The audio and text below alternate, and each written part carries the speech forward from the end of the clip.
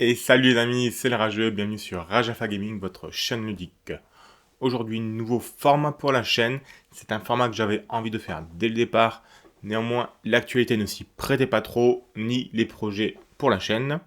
Mais avec la sortie du nouveau Battle Tome Flesh Eater Course par Games Workshop pour Age of Sigmar, je me permets de faire une petite vidéo lore. En effet, nous sommes fin novembre 2023, le nouveau Battle Tome sortira la semaine prochaine et est actuellement en précommande et apportera son flot de nouveautés concernant le lore de cette faction, qui est une faction très jeune pour Warhammer.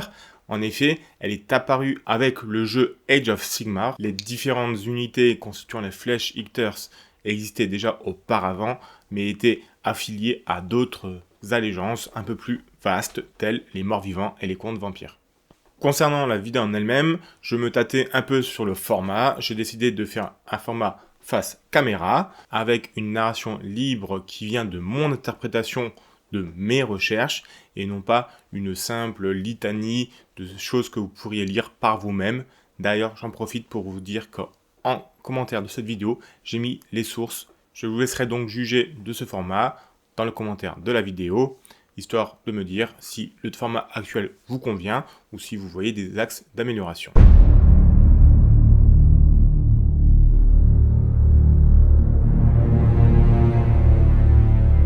On sait assez peu de choses sur l'origine des Flesh Eaters, néanmoins les érudits sont d'accord pour s'accorder que le premier qui engendrera les Flesh Eaters était un humain vampire issu du monde de Sheesh. On se trouve alors à l'époque des mythes, et cet humain devait être un noble local ou alors un petit roi qui était entouré de chevaliers et de sa cour. Imaginez-vous un seigneur féodal type bretonien de l'ancien monde. On sait également que ce serviteur était le favori de Nagash, il était son plus fidèle et plus fort lieutenant. Son nom exact ne nous est pas encore actuellement connu, il le sera peut-être dans le nouveau Battle Tome. Néanmoins, on a plusieurs noms qui reviennent, tels le Sombre Roi, Sumeros Summer King, le Prince à la Rose Sanglante, ou encore Ushoran le Magnifique. Outre son nom qui ne nous est pas exactement connu à l'heure actuelle, le motif de sa disgrâce auprès de Nagash nous est également inconnu. Néanmoins, on sait que Nagash, pour le punir, l'a maudit en modifiant son aspect. Il est passé d'un noble et fier chevalier humain à une créature abjecte. On sait également que ce personnage, que l'on nommera le Seigneur Sombre par convenance, a été pris d'une rage incroyable envers son dieu et s'est mis à décimer les civilisations présentes sur Sheesh. Son élan de destruction était tel qu'il a forcé Nagash lui-même à l'emprisonner dans une prison spécialement construite à son attention, qui est nommée la Shoot Cage, qui est assez stylée car elle est constituée de miroirs reflétant au sombre seigneur tous les mensonges de sa vie qu'il aurait dit à Nagash ou à ses partisans.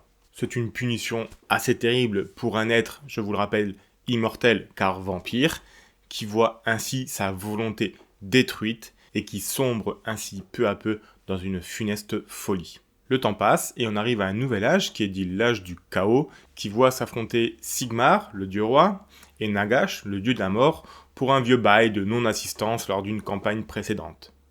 Les forces de Sigmar arrivent sur Sheesh et commencent à défoncer tout ce qu'elles voient. Elles tombent notamment sur la prison-forteresse, la Shoot Cage, qu'elles détruisent, libérant ainsi involontairement son prisonnier malheureux. C'est donc Sigmar qui, malheureusement, est à l'origine de la création des Flesh Eaters, car le personnage qui est maintenant appelé le Carrion King, et qui garde ce nom à l'heure actuelle, va s'échapper et va se réfugier dans les ténèbres afin d'échapper, entre autres, à Sigmar, mais également à son dieu de tutelle, Nagash.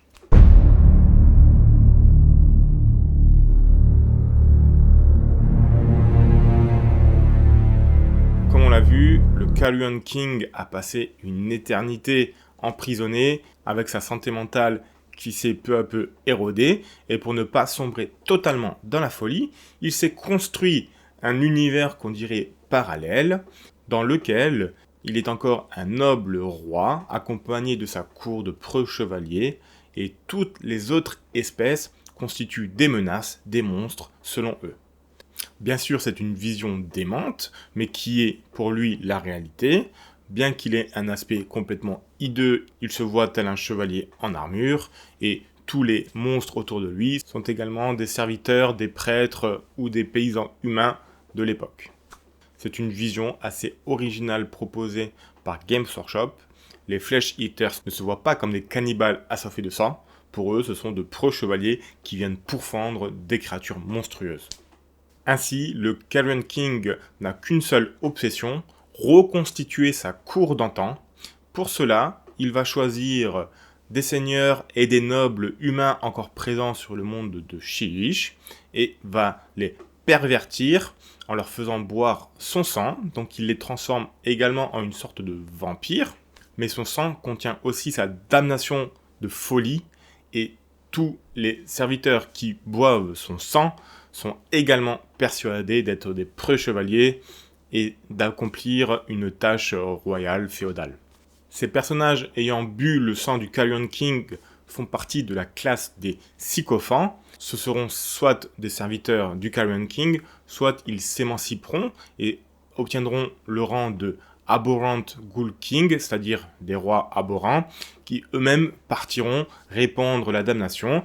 On est dans un simulacre de table ronde et de chevaliers errants partant en quête. Ils vont ainsi se répandre sur les différents mondes constituant Age of Sigmar, et on ne les retrouvera pas que sur Sheesh, mais également un peu partout, là où la guerre fait rage et où il y a des cadavres et des populations décimées.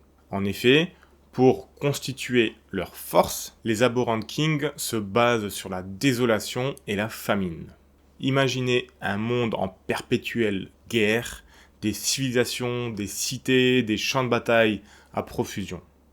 Les survivants, qui sont soit totalement désespérés ou alors qui ont au contraire une volonté de vivre énorme, se retrouvent affamés et sont obligés d'aller dévorer les morts ou les plus faibles.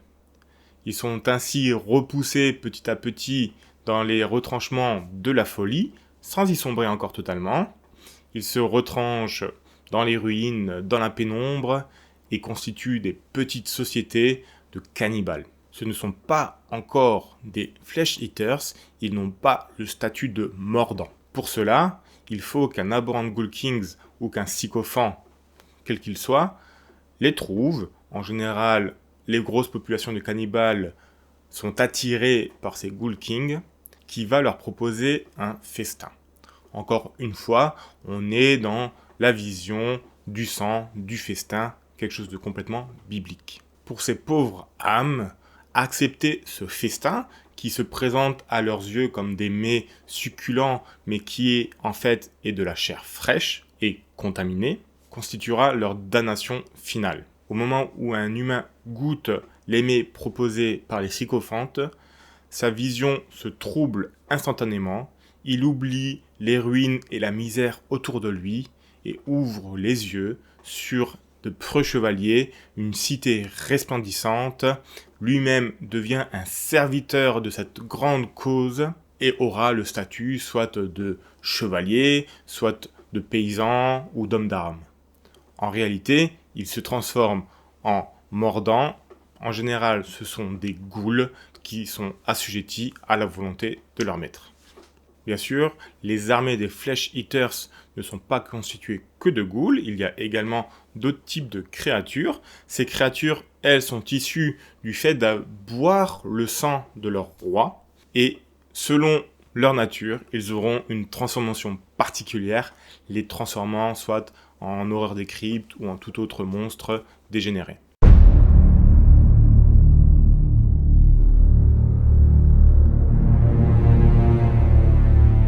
Il faut imaginer l'organisation des Flesh Eater Courts, donc les cours de mangeurs de chair, comme une cour féodale, centrée autour d'un personnage central, le seigneur, qui ici est appelé Abhorrent King, de sa cour rapprochée, donc des nobles ou des notables, puis toute une myrielle d'hommes d'armes, de chevaliers, de paysans, assujettis à sa volonté.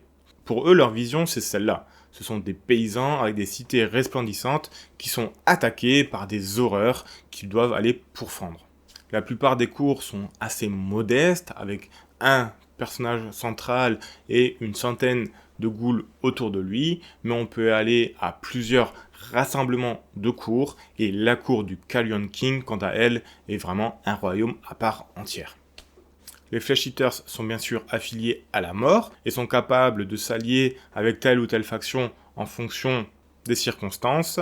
Il y a même trace de royaumes humains ayant fait appel aux Flesh Eaters en leur promettant un magnifique repas à la fin du combat sur le champ de bataille.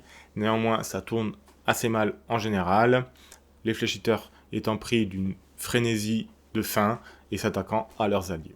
Voilà donc ce qu'on pouvait un peu dire sur les Flesh Eaters à l'heure actuelle, en attendant le prochain Battle Tome, avec notamment une révélation autour de ce personnage. Vous avez tous vu cette figurine sortir qui est juste magnifique, et qui est Ushoran, donc un des noms du roi sombre de l'origine, mais à l'heure actuelle, ce n'est pas lui officiellement le premier personnage canon ayant créé la race des Flesh Eaters. Est-ce que Games Workshop va le mettre canon en tant qu'élément primordial ? On verra bien. On sait néanmoins que c'était un des serviteurs de Nagash, au même titre que Neferata par exemple, et je vous donne rendez-vous du coup dans une prochaine vidéo une fois que j'aurai accès au Battle Tome pour savoir ce qu'il en est devenu. Encore une fois, c'est une race très jeune dans l'univers de Age of Sigmar, qui a déjà un lore qui se rattache à l'ancien monde avec le nouveau. Il y a des zones qui sont un peu floues, un peu sombres encore, donc il y a un lore totalement à créer autour, ce qui est vraiment stimulant. Et leur histoire est aussi originale, avec cette vision dépravée de la justice, de l'ordre et de la chevalerie sur des cannibales assoiffés de sang, qui ne sont pas conscients de leur situation. Il y a d'ailleurs des passages disant que des Flesh Eaters, une fois qu'ils sont éloignés ou que leur Abhorrent King a été tué, prennent conscience de ce qu'ils sont devenus, ils se rendent compte que ce sont devenus des cannibales, et en fait ils deviennent instantanément fous. Ils sont fous alliés, ils ne répondent plus à aucun roi ghoul, et là ils sont vraiment entrés dans une frénésie, et ils veulent simplement manger tout ce qui passe à portée. On est dans une vision altérée de la réalité, qui peut mener par contre à la folie totale.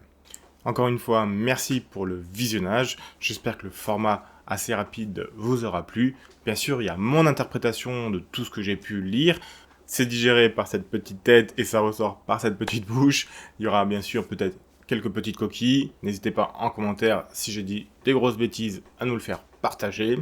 Pour ceux qui ne nous suivent pas encore, bien sûr, n'oubliez pas l'abonnement, le commentaire, le petit pouce bleu afin de nous faire exploser l'algorithme de YouTube. On est une chaîne multijeux mais plutôt centrée autour de la figurine et de la peinture, évidemment. Sur ce, un grand merci, bonne pioche à tous et bien sûr, ciao ciao les amis!